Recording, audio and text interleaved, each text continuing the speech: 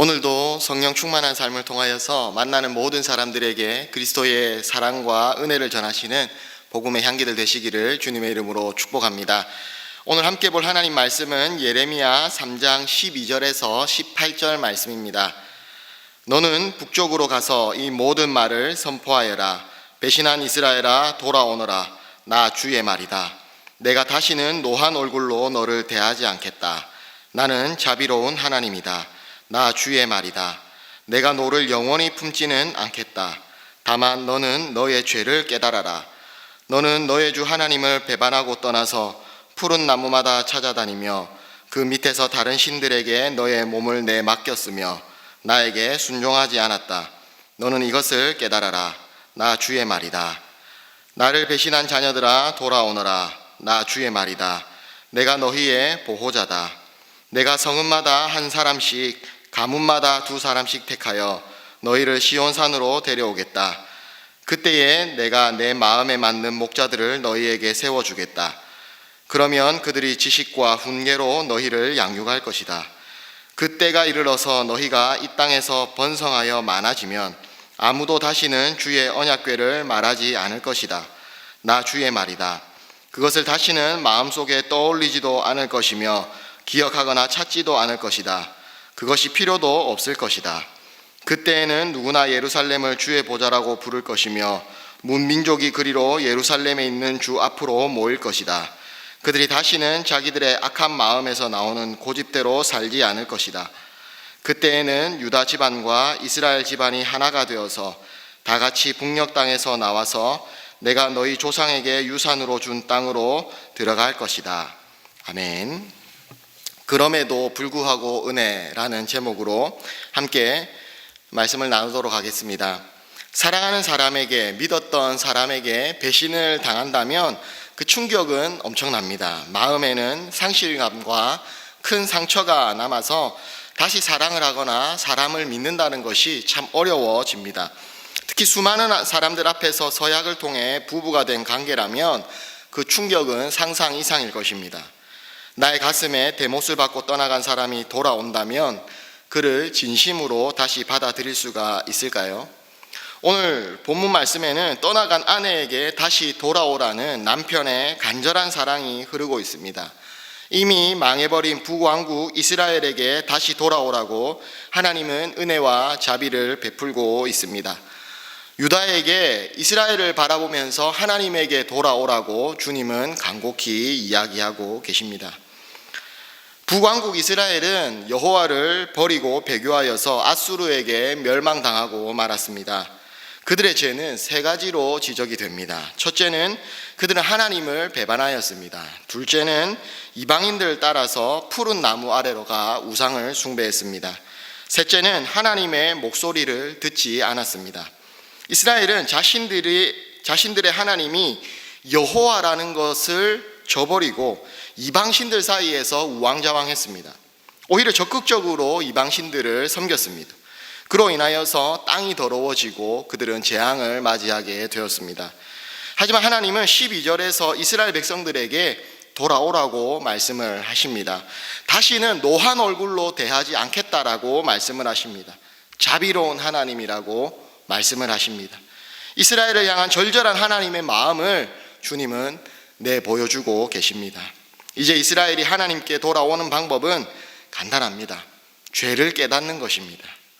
하나님의 말씀에 불순종하고 영적으로 음란했던 것들을 회개하고 하나님의 말씀대로 살기를 결단하며 나아오는 것입니다. 그들이 하나님께로 돌아올 수 있는 근거는 바로 하나님의 긍휼하심입니다. 선지자는 긍휼의 하나님, 노를 한없이 품지 않으시는 이 하나님이심을 다시 한 번 더 분명하게 알리면서 하나님의 언약적 사랑 때문에 여전히 그들에게는 소망이 있다는 것을 알려주고 있습니다. 하나님의 경고를 듣지 않아서 이스라엘이 망한 것을 보면서 우리도 같은 교훈을 얻어야 합니다. 우리도 죄에서 돌이키지 않는다면 똑같은 운명에 처해질 수밖에 없다는 것을 기억을 해야 합니다. 죄 때문에 망하는 것이 아니라요, 죄를 회개하고 돌아오지 않기 때문에 망하는 것입니다. 하나님은 자비와 긍휼이 많으신 분이라서 회개하면 어떤 죄와 허물도 용서해 주십니다. 죄를 깨달으려면 성령님의 이끄심에 민감해야 합니다. 하나님의 말씀에 계속해서 우리의 삶을 비추어 보아야 합니다. 우리는 하나님 앞에서 죄를 겸손하게 인정하고 회개하기보다는 핑계를 대는 데 익숙합니다. 죄를 깨닫고 잘못했다고 용서를 구하면 되는데 나의 상황을 합리화하는 데 더 신경을 씁니다. 하나님이 원하시는 것은요, 우리가 죄를 깨닫고 잘못했다고 용서를 구하는 것입니다. 회개하고 돌이켜서 다시는 그렇게 살지 않겠습니다라고 주님 앞에 몸부림치며 살아가는 것을 주님은 원하시는 것입니다. 사랑하는 성도 여러분, 타락한 본성을 갖고 있기 때문에 우리는 언제나 죄에 노출되어져 있습니다. 그리고 그 죄에 무릎을 꿇고는 합니다. 핑계를 대거나 합리화하면서 내 잘못이 아닙니다라고 하나님 앞에 변명하기에 바쁩니다. 그러나 하나님이 원하시는 우리의 모습은 인정하고 용서를 구하는 것입니다. 겸손히 주님 앞에 나아갈 때 하나님은 우리의 허물을 덮어주십니다. 하나님은 이스라엘 백성들을 부르시며 유다 백성들에게도 돌아오라고 말씀을 하십니다.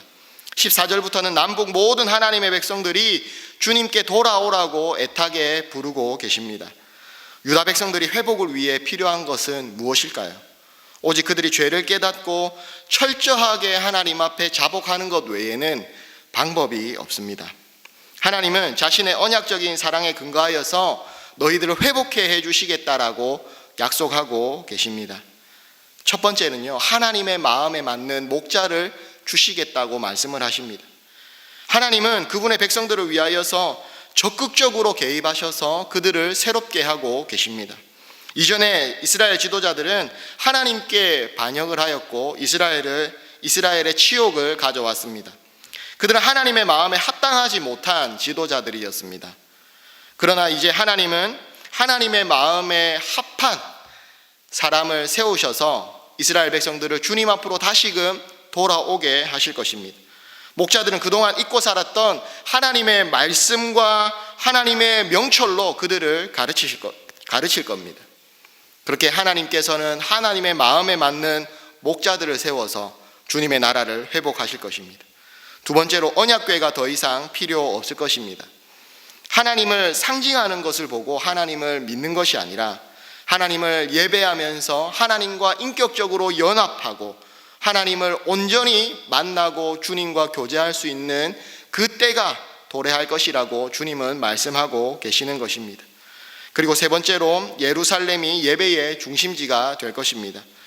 언약궤는 하나님의 임재의 상징인데 이제는 이 예루살렘 자체가 하나님의 보좌가 되므로 하나님이 직접 통치하실 것이라고 말씀하고 있기 때문입니다. 예루살렘이 온 세상의 중심지가 되고 모든 백성이 여호와를 받아들이게 될 것입니다. 열방이 예루살렘에 와서 여호와 하나님을 알게 되고 여호와를 섬기게 될 것입니다. 그들은 악한 마음에서 비롯된 완고함에 의존하지 않게 되고 하나님을 의지하게 될 것입니다. 네 번째는 땅이 회복되고 그들이 하나가 될 것입니다. 영적 회복은 다시 육적 회복으로 이어져서 북왕국 이스라엘과 남왕국 유다가 함께 하나님께서 허락하신 땅에서 살게 될 것입니다. 북왕국 이스라엘은 앗수르에 의해서, 남왕국 유다는 바벨론에 의해서 멸망당하고 포로로 잡혀갔지만 그들이 각각 여호와께로 돌아와서 통합된 이스라엘로 회복이 될 것입니다. 이스라엘이 지금은 비록 하나님을 배신하고 심판받을 위기에 처해져 있지만 장차 자신들의 허물과 잘못을 깨닫고 말씀을 온전히 순종할 것입니다. 역사적으로 이스라엘의 회복이 1차적 관심의 대상이지만 궁극적으로 이 위대한 비전은 메시아를 통하여서 온전하게 이루어지게 될 것입니다. 그렇다면 어떻게 하면 이 죄의 문제를 해결할 수가 있습니까? 첫 번째는 죄의 심각성을 인식해야 합니다. 하나님께서 많은 민족들 가운데에서 특별히 이스라엘을 선택하시고 그들과 언약을 맺으심으로써 이스라엘을 아내로 삼으시고 자녀로 삼아서 무조건적인 사랑을 베풀어 주셨습니다. 그런데 사랑의 하나님이시지만 동시에 우리 하나님은 공의의 하나님이십니다. 그래서 이스라엘이 죄를 지었을 때 그냥 넘어가지 않으시고 죄에 대한 책임을 물으시고 그에 대한 대가를 반드시 지불하게 하셨습니다. 예수님의 십자가 사건은 하나님께서 죄를 얼마나 철저하게 다루시고 징계하는 분이시라는 것을 우리에게 분명하게 확인시켜 줍니다. 하나님은 아들을 희생시킬 정도로 죄를 미워하십니다. 우리의 죄의 문제를 완전히 해결하기 위해서 하나님이신 예수님이 이 땅에 오셔서 십자가에 못 박히심으로 대속의 제물이 되셨습니다. 그러나 당시의 이스라엘은 그들의 죄가 무엇인지, 죄가 얼마나 심각한 결과를 가지고 오는지 깨닫지 못하였습니다. 오히려 거짓 선지자들은 그런 상황 가운데서도 평강이 지속될 것이라고 선포하고 다녔습니다. 하나님은 죄에 대해서 절대로 관대하지 않으시며 징계하시는 분이라는 것을 우리는 깊이 깨달아야 합니다. 그래서 작은 죄라도 절대로 짓지 않으려고 하는 죄에 대한 민감함을 가지고 우리는 살아가야 될 것입니다. 두 번째로, 죄를 고백해야 합니다. 이스라엘 백성의 죄는 하나님과 함께 이방신들을 섬겼으며 하나님과 다른 나라를 함께 의지하였습니다. 하나님도 섬기고 우상도 섬겼습니다.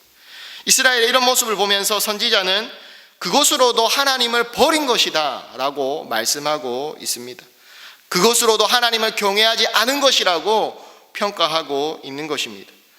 하나님은 하나님만을 온전히 섬기고 믿고 신뢰하며 따라오기를 원하시는 것입니다. 당시 이스라엘이 범한 이 죄를 오늘 우리들도 자칫 범하기 쉬운 죄입니다. 결국 여호수아가 고백했던 오직 나와 내 집은 여호와를 섬기겠노라고 했던 이 고백이 바로 우리의 고백이 되어야 합니다. 너희가 재물과 하나님을 겸하여 섬기지 못하겠다라고 하신 이 예수님의 말씀을 우리의 마음에 잘 새기고 살아야 합니다. 하나님만을 신뢰합니다라고 우리는 고백하지만 우리 내면에 깊숙이 자리하고 있는 그 마음은 무엇입니까? 그래도 돈이 있어야지, 그래도 내 삶이 안정이 되어야지 하는 이 마음들이 우리 내면 깊숙이 자리 잡고 있습니다. 우리의 생활에 물질이 정말 필요하고 중요합니다. 그렇지만 우리의 우선순위는 오로지 하나님이 되어야 하는 것입니다. 물질이 없어도 하나님이 나를 먹이시고 입히신다라는, 나의 목자가 되신다라는 이 확실한 믿음이 우리의 마음 가운데 굳게 자리 잡고 있어야 되는 것입니다. 우리는 우리의 잘못과 죄를 하나님께 고백해야 합니다. 고백한다는 것은 자신의 죄를 깨닫고 인정하는 것입니다. 하나님, 혹시나 저의 마음 가운데 두 마음을 품고 있었습니다. 하나님, 이 죄를 주님 앞에 고백합니다. 하나님, 죄가 죄인 줄 모르고 하나님 앞에 살았지만 이제는 주님 앞에 고백하오니 주여 나를 용서하여 주시옵소서. 그래서 선지자는 스스로 죄를 인정하고 고백하라고 이야기하고 있는 것입니다. 우리 내면에 있는 죄를 하나님께 고백합시다. 겸손히 인정하는 마음으로 주님 앞에 용서를 구합시다. 그러면 하나님께서 우리를 허물지 않으시고 우리의 마음 가운데 있는 죄를 깨끗이 성령의 불로 태워주실 것입니다. 세 번째로, 삶을 바꿔야 합니다. 죄를 인정하고 고백하는 것과 함께 우리의 삶을 바꾸어 가려는 치열한 삶의 노력이 우리의 삶 가운데 있어야 됩니다. 예레미야는 이스라엘을 향해서 입술의 고백과 함께 철저하고 근본적인 변화를 촉구하고 있습니다. 회개란 삶의 방향을 바꾸는 것이기 때문입니다. 회개는 가던 방향에서 180도 돌이켜서 완전히 돌아서는 것입니다. 오늘날 많은 사람들이 당시의 이스라엘처럼 잘못인 줄 알면서도 죄를 지을 뿐만이 아니라 고백을 하면서도 반복해서 죄를 짓고 살아갑니다.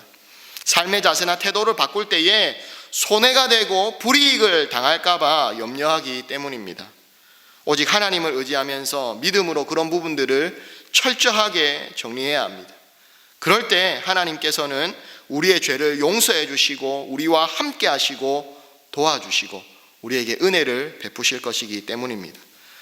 말씀을 마치겠습니다. 하나님의 은혜 가운데 살아가지만 여전히 죄악된 세상 가운데서 살아갑니다.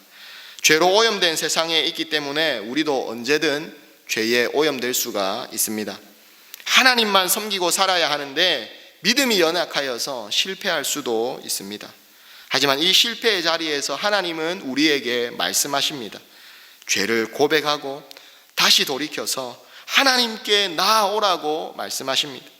노하기를 더디하시고 한없는 긍휼을 베푸시는 우리 하나님은 우리가 예수님을 의지하여서 회개할 때 노한 얼굴로 보시는 것이 아니라 자비하신 얼굴로 우리를 받아주실 것입니다. 사랑하는 성도 여러분, 죄의 자리, 실패의 자리, 거기에서 멈추는 것이 아니라 회개하고 다시 하나님께로 나아가는 믿음의 사람들이 됩시다. 하나님은 그럼에도 불구하고의 사랑으로 우리를 받아주시고 용납해 주실 것입니다. 사랑하는 성도 여러분, 그럼에도 불구하고의 사랑, 하나님의 사랑을 이번 한 주간 묵상하시며 오늘 하루도 이 사랑으로 주님 앞에 용기 내어 돌아가시는 믿음의 사람들이 다 되시기를 주님의 이름으로 축복합니다. 말씀을 기억하면서 함께 기도하겠습니다. 사랑하는 하나님, 믿음이 연약하여서 하나님만 섬기지 못하고 범죄하고 실패하는 우리의 모습을 불쌍히 여겨 주시옵소서. 이스라엘과 유다를 애타게 부르시며 다시 돌아오라고 소리치시는 그 주님의 음성을 오늘 우리도 듣게 하여 주시고 죄악과 실패의 자리에 머물러 있는 것이 아니라 죄를 고백하고 변화된 삶으로 다시금 믿음의 삶을, 예배의 삶을 도전하는 주님의 백성들이 되게 도와주시옵소서. 두 번째로 화요일은 교회를 위해 기도하는 날입니다. 하나님께서 세우신 은혜 샘물 교회를 주께서 지키시고 보호하시고 하나님의 복음의 도구로 온전히 사용하여 주시옵소서. 지역사회와 세계 선교에 앞장서는 교회가 되게 하여 주시고 은혜의 샘물이 온 열방에 흘러갈 수 있도록 우리 교회를 복의 통로로 사용하여 주시옵소서. 그리고 마지막으로 여러분들의 가정과 개인의 기도의 제목들을 가지고 간절히 기도하시고 오늘 하루도 무시로 기도하시며 주님과 동행하시는 믿음의 사람들 되시기를 축복합니다.